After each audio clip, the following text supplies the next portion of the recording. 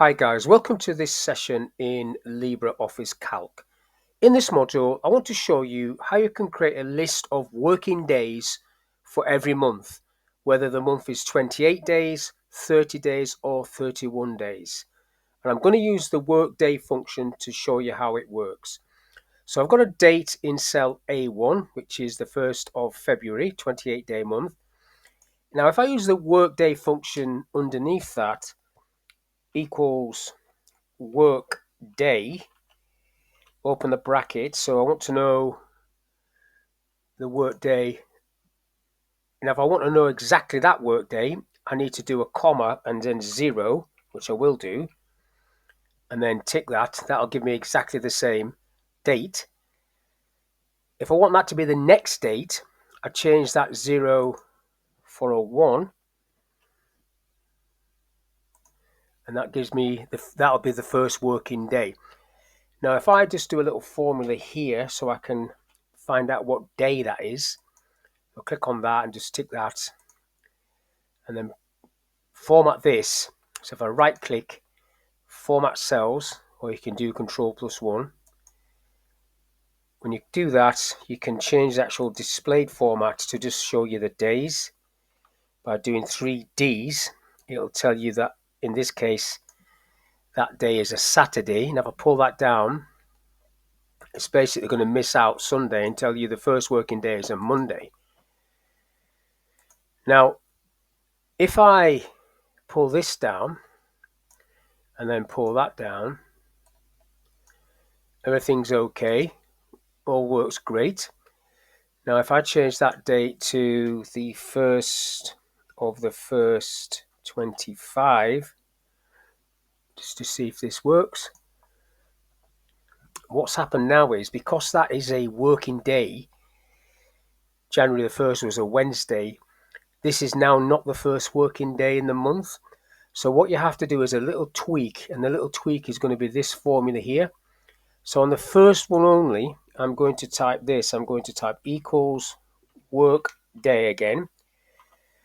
But this time, when I do A1, I'm going to go -1 and then a comma 1. And when I close a bracket, that should move that down to be the first working day. Now, I don't pull that down. Underneath that is the first one I did. So that's this one. I pull that one down. So I'm going to highlight these two and pull it down to the end of the month. So I don't have to go down to 31 because these are just working days, not the weekends. But I'll pull it past. I'll pull it down so it goes into the next month.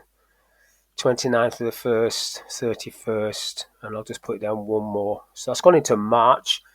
And if I change this to back to February, which has only got 28 days in this month, if I tick that, I've got a few days in March popping up here. So what I need to do is down on the 28th. So if I go there on the 3rd of March, I need to put a formula in there that's going to hide this if the end of the month is the 28th. If it's the 29th or the 30th or the 31st, the same principle will work. And this formula at the top is what I'm going to use. So basically, it is an if statement starting there. If workday, if A21, which is that date there, the last date of February, because that's the lowest number that there's going to be. You can't get lower than 28 days in a month, the 28th, I mean. If workday A21 is greater than end of month A1, which is that month, the 0 means that month. If it was a 1, it would be the next month. If that's true, quote, quote, do nothing. If it's not true, do the same formula, workday A2, A21, 1, which is the same as this. It just carry on. So that's why when you see this in a second, March will have 31 days, and so will December, etc. And the others will have 30, only February will have 28. And then because when you pull this down, it'll give you an error message. That's what if error is doing. If all of the result of this is an error, show nothing.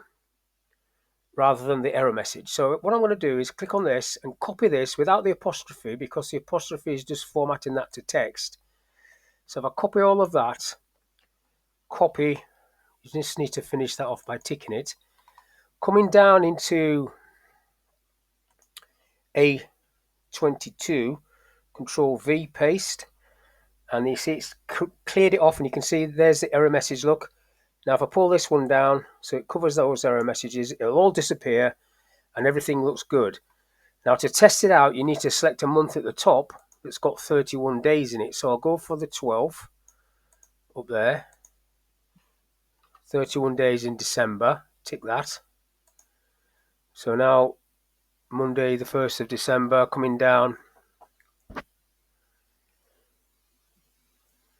there's the days. The font's gone a bit awry, but I'll just use my clone button to clone that format so it's the same. So you can see that it's picked up the extra dates for this month.